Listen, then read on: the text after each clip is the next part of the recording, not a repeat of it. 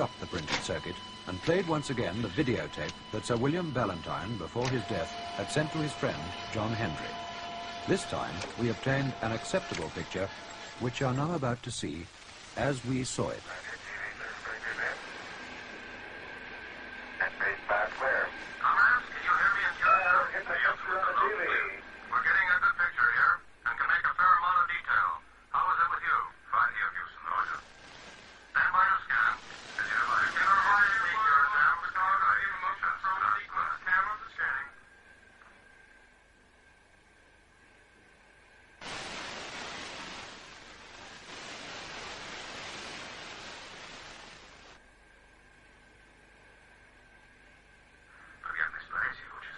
Okay, and mode 1 scan.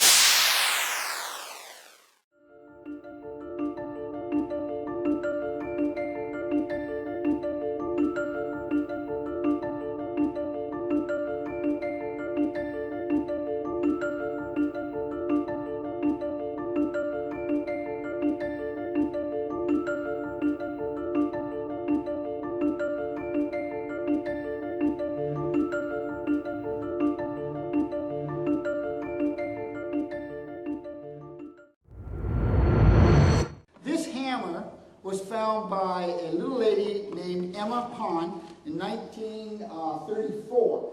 This was found in an area called the Lano Uplift, which is out in London, Texas, in the central part of Texas. You may come up and look at this. This is not, of course, the real hammer. You can't, no one's going to see the real hammer now. You know, it's locked up. This hammer was found in rock dated 400 million years ago. Okay? That's a long, long time ago. And the seashells and stuff that was around the hammer was dated at 500 million years. This is all by evolutionary dating. They dated it. Then they took this hammer and they brought it to Betz Labs in Columbus, Ohio, the same lab that examined the moon rocks. And when they brought it to Betz Labs, it was very curious. The hammer has two workable ends. This is iron. This is the wooden half, and part of it is codified. So you've got this hammer, the rock around it accreted or formed around the hammer. There is absolutely no doubt about that. The rock, the hammer was there first, then the sedimentary rock came around it and accreted around the hammer. You did not have any evidence of this hammer having been put there after the fact. Okay? So Betz Labs examined this, and they took a part of the hammer, a line, a straight, and analyzed it. The analysis of the hammer came out that it was composed of 96.6% iron, 2.6% chlorine, and 0.74% sulfur. 2.6%, there was no nickel, there was no carbon, no silicon. Now, silicon's something that gets into our process now that we really don't want, it's a contaminant more or less. Carbon is carbon steel. You've heard of high carbon steel. No carbon in this hammer. No nickel. Nickel is in meteorites. So this wasn't made by some outer space person with meteorite metals or something. It was common metal to our time. But chlorine is a gas. And right now, today, as I speak, they cannot make a solid object putting together chlorine and iron. Can't do it. They have not. This is a metallurgy that's beyond the 21st century. That's beyond the 21st century. That's beyond the 21st century. Okay? And this was done by Betz Labs. And there's no doubt that this hammer is sitting down there in rock dated between 400 and 500 million years ago.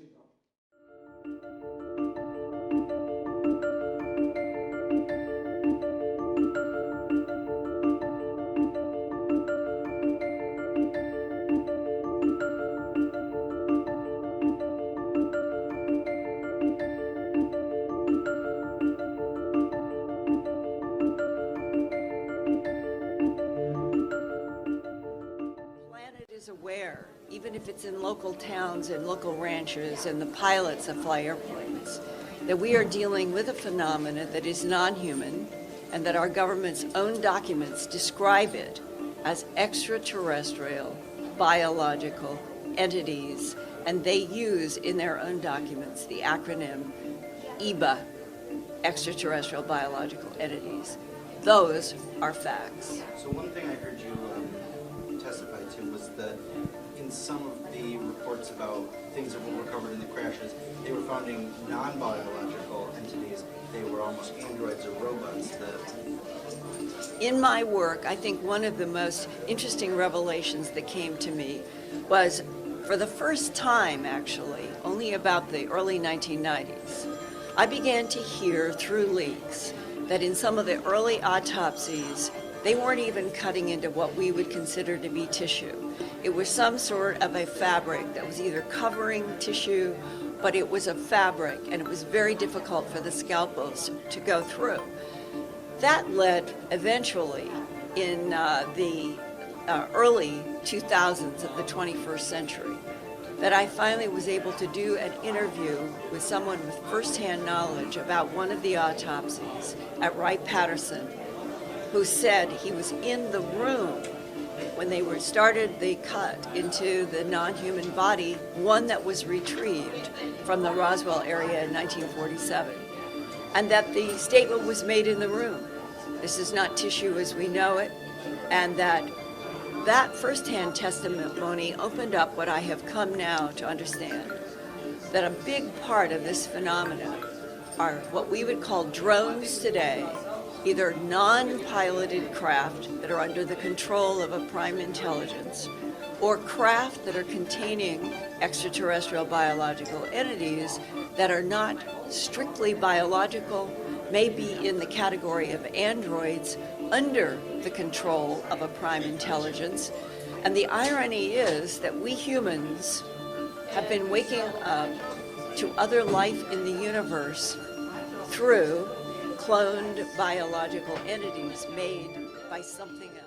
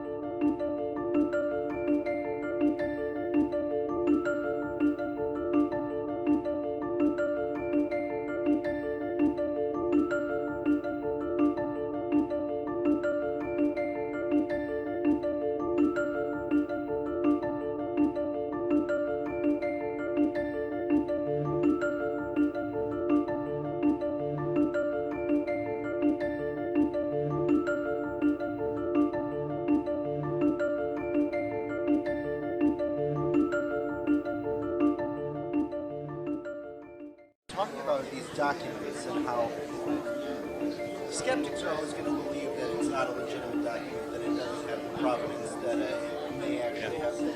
Where do we find the burden of proof that will say no one can argue with this anymore? The documents that I'm talking about, the Canadian documents, are undisputed. They are from Canadian archives. The Canadians do not deny the documents are legitimate. The only thing is that some of the documents come from Wilbur Smith's personal files, and those you're going to have the same question as to whether they're at a university, they're donated by the Sun, but people will say, well, those really don't have the same level of importance as the Canadian government document. But the top secret document that I'm referring to was a top secret Canadian document, was stayed classified for almost 30 years. That is not disputed by the Canadian government. They admit that document is legitimate. It says that flying saucers are real and that the Americans know about it. So what about, the references to Americans where they dispute that they took part in that correspondence? Well, the guy that we tracked down, the guy that gave the material, was interviewed in 1983, and he confirms, yes, I did do the interview, yes, the story's true, and he put it in writing. That's what I put into evidence today, was that he confirmed the fact that, yes, the story that was told by Wilbur Smith in the top secret document is the story that he told the Canadians.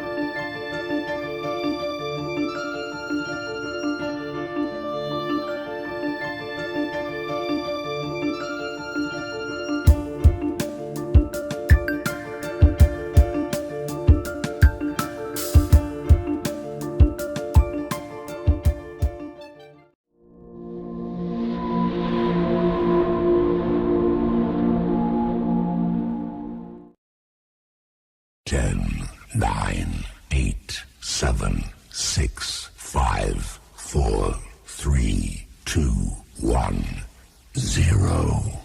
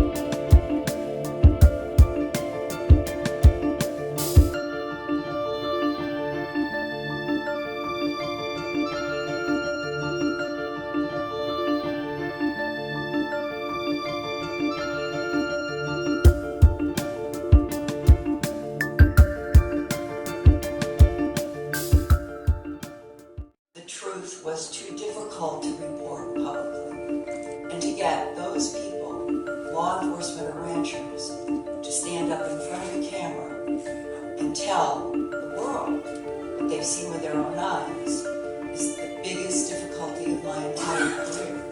Because we are on a planet where humans are more afraid of humans and their ridicule than they are of extraterrestrials.